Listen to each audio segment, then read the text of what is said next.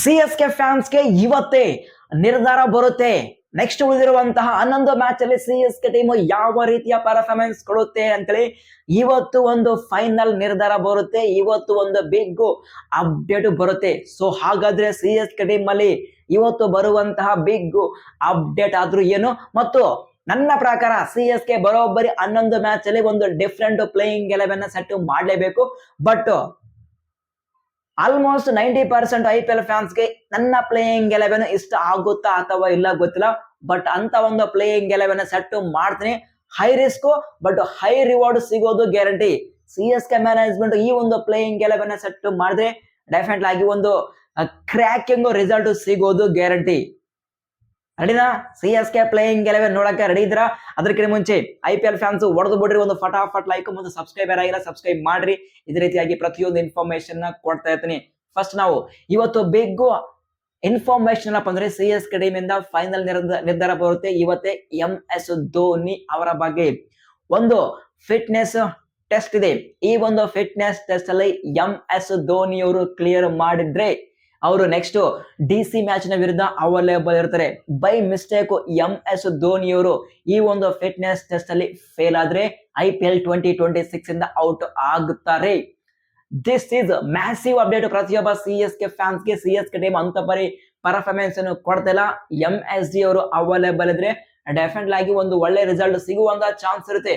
ಅದು ಫೈನಲ್ ನಿರ್ಧಾರ ಇವತ್ತೇ ಬರುತ್ತೆ ಬಾಸ್.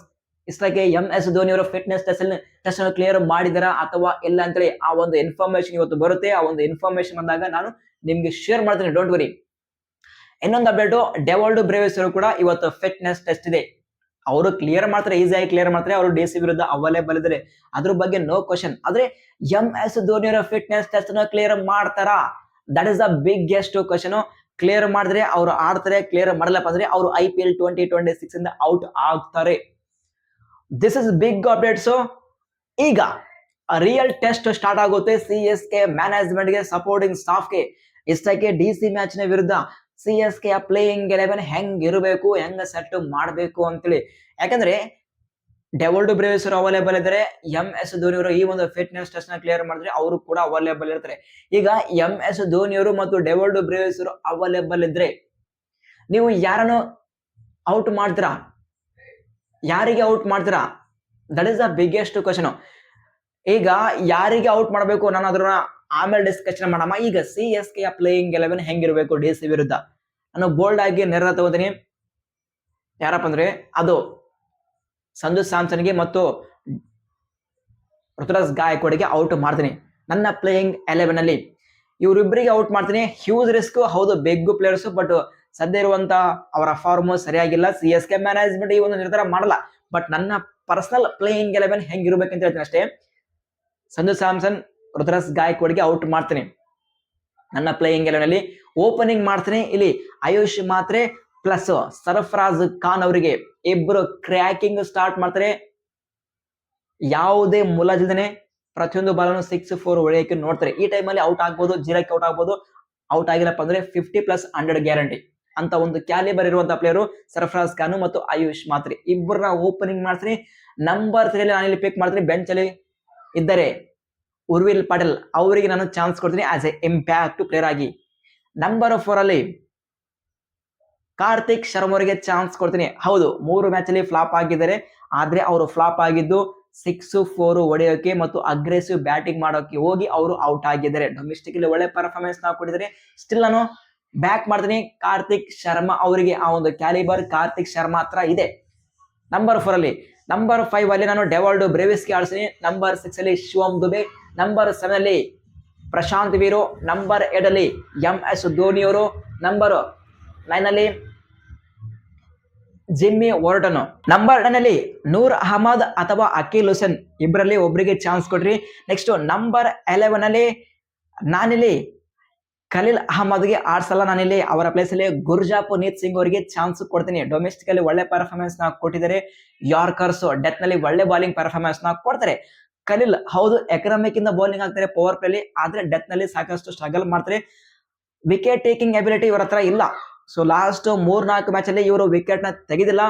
ಸೊ ಆ ಒಂದು ರೀಸನ್ ಮೇಲೆ ನಾನು ಗುರ್ಜಾಪುನೀತ್ ಸಿಂಗ್ ಅವರಿಗೆ ಚಾನ್ಸ್ ಕೊಡ್ತೀನಿ. ನೆಕ್ಸ್ಟ್ ನಂಬರ್ 12 ಅಲ್ಲಿ ಅನ್ಶುಲ್ ಕಂಬೋಜ್ಗೆ ಚಾನ್ಸ್ ಕೊಡ್ತೀನಿ. So Anshul Kamboj, Gurjapreet Singh, Jimmy Overton 3 pacers ಮತ್ತು ಶಿವಮ್ ದುಬರಿಗೆ ಪಾರ್ಟ್ ಟೈಮ್ ಆಗಿ ಯೂಸ್ ಮಾಡ್ಕೋಬಹುದು. ಸ್ಪಿನ್ ಡಿಪಾರ್ಟ್ಮೆಂಟ್ ಅಲ್ಲಿ ನೂರ್ ಅಹಮದ್ ಅಥವಾ ಅಖಿಲ್ ಹುಸೇನ್ ಎಂಟ್ರಿ ಕೊಡ್ತಾರೆ. ಅದೇ ರೀತಿಯಾಗಿ ವೆರಿ ವೆರಿ ಇಂಪಾರ್ಟೆಂಟ್ ಇಲ್ಲಿ ಪ್ರಶಾಂತ್ ವೀರ್ಗೆ ಮಸ್ಟ್ ಅಂಡ್ ಶುಡ್ ಬಾಲಿಂಗ್ ನ ಹಾಕ್ಸ್ಲೇಬೇಕು. 14.2 ಕೋಟಿ ಕೊಟ್ಟು ಬೈ ಮಾಡಿದ್ರ ಅವರಿಗೆ ಚಾನ್ಸ್ ಕೊಡ್ಲೇಬೇಕು. ಹೌದು, ಹ್ಯೂಜ್ ರಿಸ್ಕೆ, ಬಟ್ ಚಾನ್ಸ್ ಕೊಡ್ಲೇಬೇಕು ಪ್ರಶಾಂತ್ ವೀರ್ಗೆ. ಈ ತರ ಒಂದು ಪ್ಲೇಯಿಂಗ್ 11 ಸೆಟ್ ಮಾಡಿದ್ರೆ ಒಂದು ಕ್ರ್ಯಾಕಿಂಗ್ ಪರ್ಫಾರ್ಮೆನ್ಸ್ ಕೊಡುವಂತ ಚಾನ್ಸ್ ಇರುತ್ತೆ. ಇದು ನನ್ನ ಪರ್ಸನಲ್ ಪ್ಲೇಯಿಂಗ್ 11 CSK ಟೀಮ್ದು.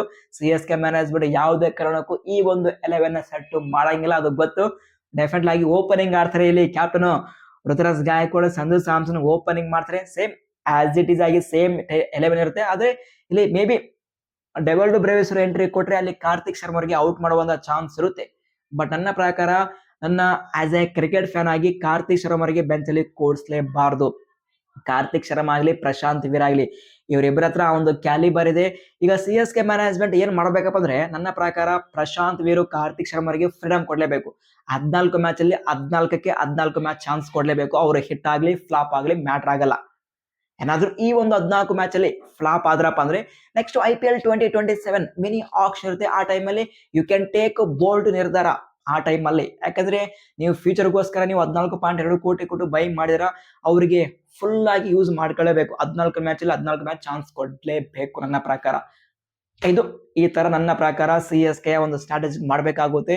ನನ್ನ ಪ್ಲೇಯಿಂಗ್ 11 ಸೆಟ್ ಮಾಡಿದ್ರೆ ಒಂದು ಬೆಟರ್ ರಿಸಲ್ಟ್ ಸಿಗುವಂತ ಚಾನ್ಸ್ ಇರುತ್ತೆ. ಬಟ್ ನೋಡಮ್ಮ CSK ಮ್ಯಾನೇಜ್ಮೆಂಟ್ ಹೆಂಗ ಪ್ಲೇಯಿಂಗ್ 11 ಸೆಟ್ ಮಾಡ್ತಾರೆ ಅಂತೇಳಿ. IPL ಫ್ಯಾನ್ಸ್ ನಿಮಗೆ ಬಿಡಿದ್ದು. ಈಗ ನಿಮ್ಮ ಪ್ಲೇಯಿಂಗ್ 11 ಸೆಟ್ ಮಾಡಿ CSK ಪ್ಲೇಯಿಂಗ್ 11 ಹೆಂಗ್ ಇರ್ಬೇಕಂತೇಳಿ. ನನ್ನ ಪ್ಲೇಯಿಂಗ್ 11 ಬೆಸ್ಟ್ ಇದೆಯಾ ಅಥವಾ CSK ಮ್ಯಾನೇಜ್ಮೆಂಟ್ ಈ ಒಂದು ಪ್ಲೇಯಿಂಗ್ 11 ಸೆಟ್ ಮಾಡ್ತಾರ? ನೀವು ಕಮೆಂಟ್ಸ್ ಮಾಡಿ, ನಿಮ್ಮ ಪರ್ಸನಲ್ ಒಪಿನಿಯನ್ ಕಮೆಂಟ್ಸ್ ಮಾಡಿ. CSK ಫ್ಯಾನ್ಸ್ ಎಲ್ಲ ಪ್ರತಿಯೊಬ್ಬ IPL ಫ್ಯಾನ್ಸ್ ನಿಮ್ಮ ಕ್ವಶನ್ ಕಮೆಂಟ್ಸ್ ಮಾಡಿ CSK ಪ್ಲೇಯಿಂಗ್ 11 ಹೆಂಗಿರ್ಬೇಕಂತೇಳಿ.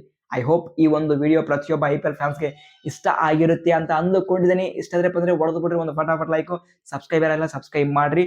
ಇದೇ ರೀತಿಯಾಗಿ ಪ್ರತಿಯೊಂದು ಇನ್ಫಾರ್ಮೇಶನ್ ಕೊಡ್ತೀನಿ. ಈ ಒಂದು ಅಪ್ಡೇಟ್ ಅಲ್ಲಿ ಏನಾದ್ರು ಡೌಟ್ಸ್ ಇದ್ರೆ ಕಮೆಂಟ್ ಬಾಕ್ಸ್ ಓಪನ್ ಇದೆ, ಬೇಗ ಬೇಗ ನಿಮ್ಮ ಕ್ವಶನ್ ಕಮೆಂಟ್ಸ್ ಮಾಡಿ. ನಿಮ್ಮೆಲ್ಲ ಕಮೆಂಟ್ಸ್ಗೆ ಆನ್ಸರ್ ಮಾಡ್ತೀನಿ ಗುರು. ಸಿಗೋಣ.